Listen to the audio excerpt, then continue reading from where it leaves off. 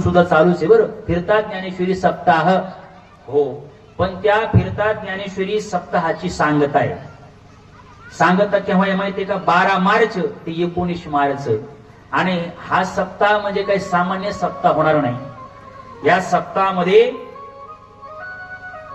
ज्ञानोबराच्या पादुका हेलिकॉप्टरनं सेलू मध्ये येणार आहेत आणि तो सप्ताह सेलू मध्ये होणार आहे. त्याच्यासाठी 750 हो तुळशीवाल्या माता माऊली राहतील, हे का नाही? 750 पताका, 750 विणेकरी, 750 टाळकरी, 750 कलश घेऊन माणसं असतील, स्त्रिया असतील, हे का नाही?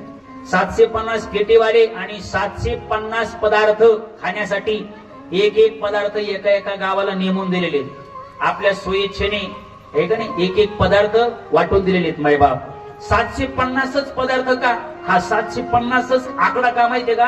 कारण 750वा ज्ञानोबराचा जन्मोत्सव म्हणून 750.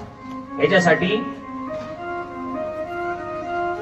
ज्यांची कथा आहे ते अयोध्येचे राम मंदिराचे जे कोषाध्यक्ष आहेत, हे का नाही? अयोध्याचे बरं कोषाध्यक्ष, त्यांची कथा आहे. गोविंदगिरीजी महाराज, त्यांची सुंदर भव्य आणि दिव्य कथा आहे. या सप्ताहामध्ये आपल्याला पारायणाला बसायचे बरं. कारण ज्ञानोबाची ज्ञानेश्वरी सामान्य नाही. ज्ञान होय अज्ञानासी ऐसा वर या टिकेशी. ज्ञानोबाच्या ज्ञानेश्वरी मधील एक जरी ओवी आपल्या बोटा खालून जरी गेलं ना महाराज, तरी आपल्या जीवनाचं कल्याण आहे. आणि म्हणून प्रत्येकाला आपल्याला पारायणाला बसायचे आणि स्वतःच्या जीवनातील कृतार्थ करून घ्यायचे.